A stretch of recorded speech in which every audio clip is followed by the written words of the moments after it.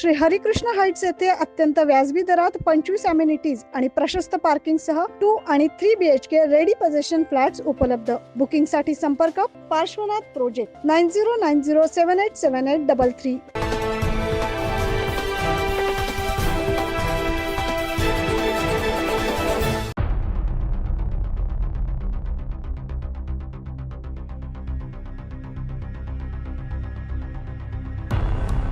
नाशिक शहरात गुंडाराज सुरू आहे का, असा प्रश्न आता परत उपस्थित होत आहे. कारण टवाळखोरांनी 7 ते 8 चारचाकी फोडल्याची घटना समोर आली आहे.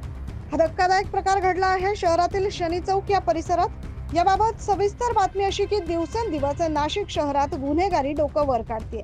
कुठे घरफोडी तर कुठे मोबाईल चोरीच्या घटना, कुठे वाहन तोडफोडीच्या घटना वारंवार समोर येत आहेत. शहरातील शनी चौक परिसरात रविवारी रात्री पहाटेच्या सुमारास टवाळखोरांच्या जमावाने तब्बल 7 ते 8 चारचाकी गाड्यांची तोडफोड केल्याचा धक्कादायक प्रकार समोर आलाय. संपूर्ण शहरात रात्रभर पोलिसांचे कोम्बिंग ऑपरेशन सुरू असताना या प्रकारच्या घटना घडत असतील तर टवाळखोरांवर खाकीचं वचक आहे की नाही असा प्रश्न सामान्य नागरिक विचारतायत. मला या ठिकाणी नागरिकांनी सकाळी 5 वाजता फोन केल्यानंतर या ठिकाणी आम्ही आलो 6 वाजता आणि सर्व या ठिकाणी पाहणी केली. नुकतंच पोलीस डिपार्टमेंटचे काही कर्मचारी या ठिकाणी येऊन गेले, आम्हाला भेटले. ते बोलले की कारवाई आम्ही सुरू केलेली आहे. परंतु मी सकाळी सातपूर पोलीस स्टेशनचे वरिष्ठ पोलीस निरीक्षक नलवडे साहेब यांच्याशी फोनद्वारे कॉन्टॅक्ट केला. त्यांना या गोष्टीची कल्पना नव्हती, परंतु ते ताबडतोब या ठिकाणी येऊन त्याची चौकशी करणार आहे. आणि संबंधित ज्या समाजकंटकांनी या गाड्याची तोडफोड केली वाहनधारकांची, या ठिकाणी दहशत निर्माण झालेली आहे.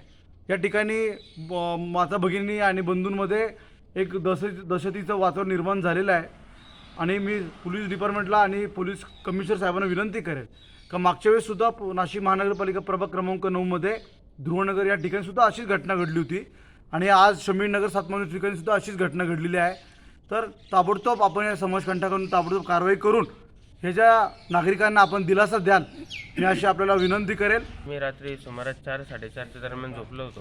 त्यावेळी काही युवक होते, त्यांनी म्हणजे 4-5 जणांची टोळींनी काही लोकांनी सांगितलं. त्या टोळींनी भांडणं करून पहिले त्यांनी गाड्या फोडल्या, पूर्ण प्रभागातल्या गाड्या फोडल्या. त्यांनी सर्वांचे नुकसान झाले. तरी आपण महानगरपालिका आणि कोणी याची दखल घ्यावी, लवकरात लवकर यांच्यावर कारवाई करावी, जेणेकरून नागरिकांना याचा त्रास न व्हावा.